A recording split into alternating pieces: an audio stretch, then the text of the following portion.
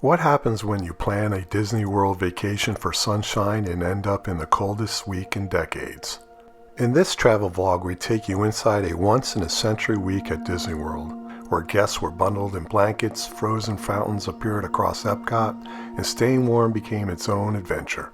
What started as a winter escape turned into one of the most unforgettable Disney trips ever. Here in Pennsylvania, we usually get a couple of snowstorms a year.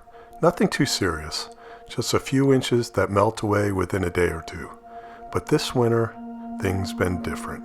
Powerful nor'easters rolled through just weeks apart, dumping over a foot of snow each time. The temperature stayed locked below freezing. The snow never melted, and for a while it started to feel like we were living somewhere far north, Maine or even Canada, rather than eastern Pennsylvania. We needed a break. A week of sunshine, palm trees, and 80-degree weather at our DVC resort in Orlando sounded like a perfect escape. But instead of warmth, we found ourselves stepping into record-breaking cold.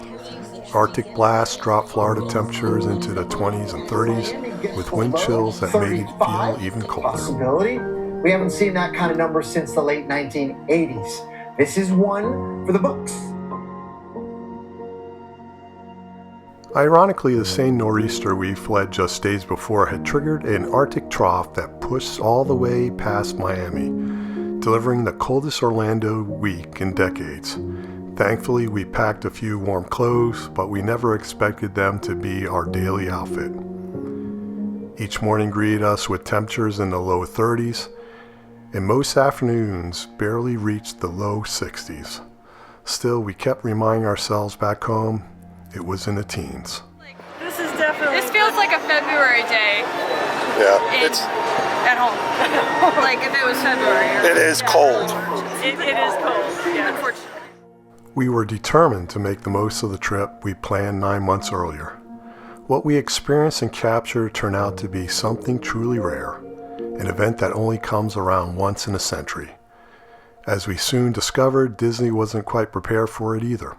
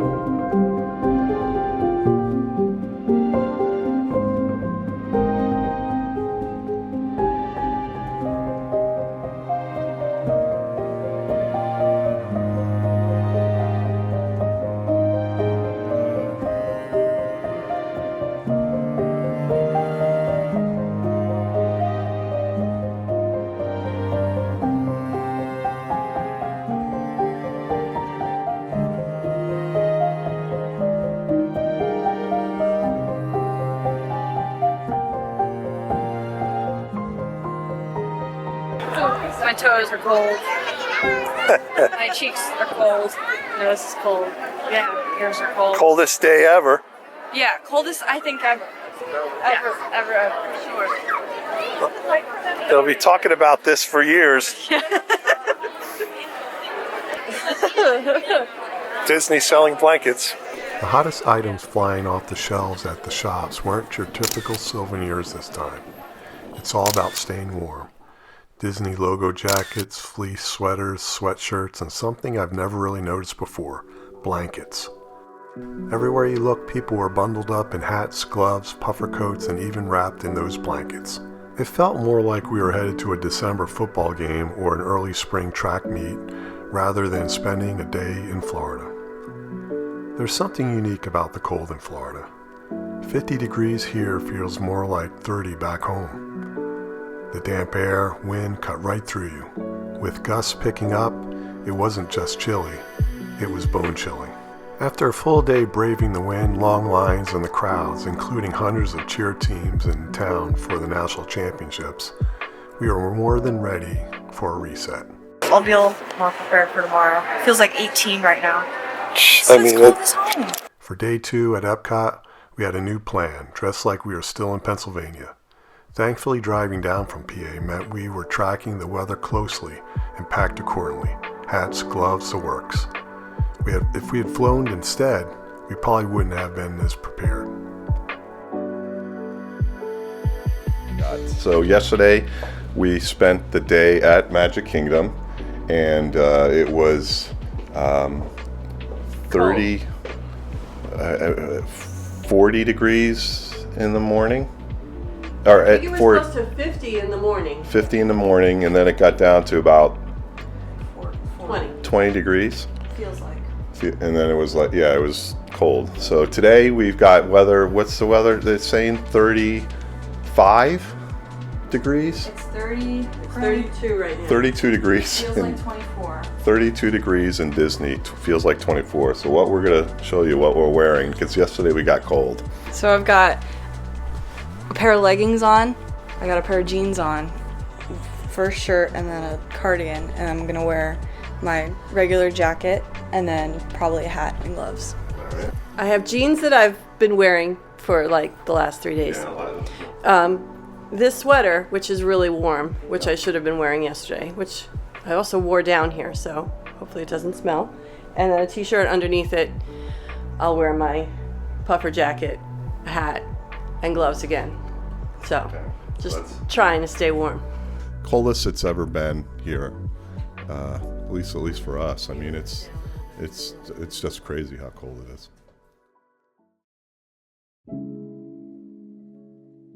The next morning, things were already looking up. The sun made an appearance, the wind died down, and we set out for EPCOT feeling warm, ready, and excited for a great day ahead. It was actually colder than yesterday, but with the sun out, less wind, and a few extra layers, it surprisingly felt a bit warmer. Still, the sight of frozen fountains, icy water displays was a quick reminder it definitely wasn't warm.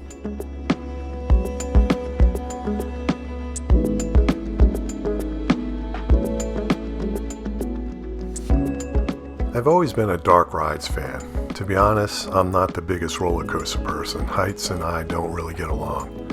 But today, dark rides have an extra advantage. They're warm.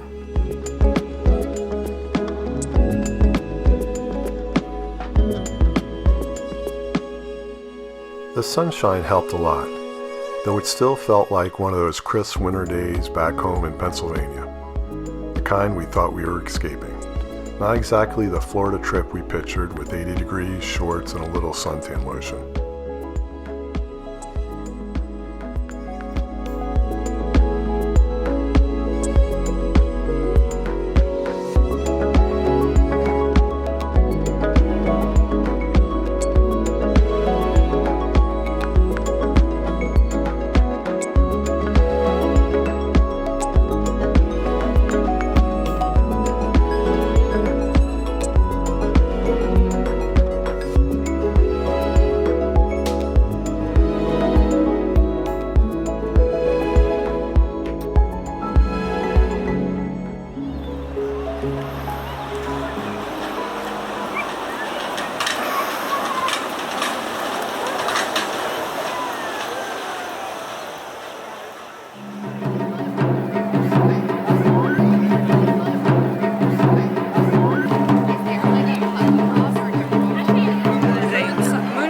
Sour.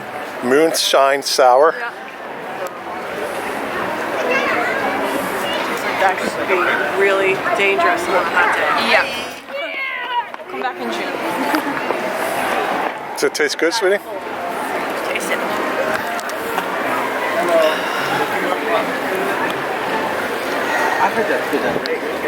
Oh wow, that is good. Yeah. That's good though. That'll warm you up. Yeah.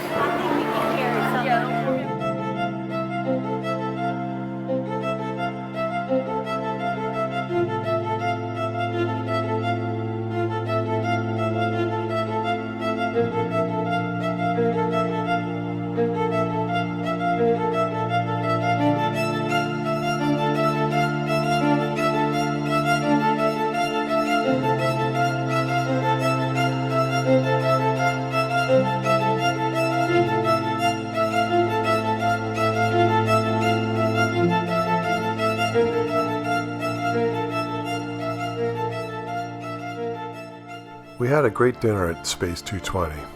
It was not only delicious, but it was completely enclosed and warm, which felt amazing on a day like this.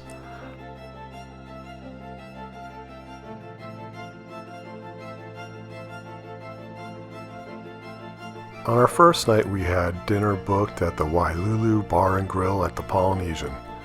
The bar itself is outside, and I was honestly surprised it was even open.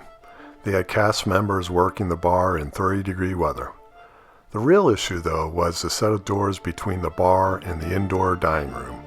People kept cutting through from the bar into the restaurant to get inside the hotel faster instead of walking around.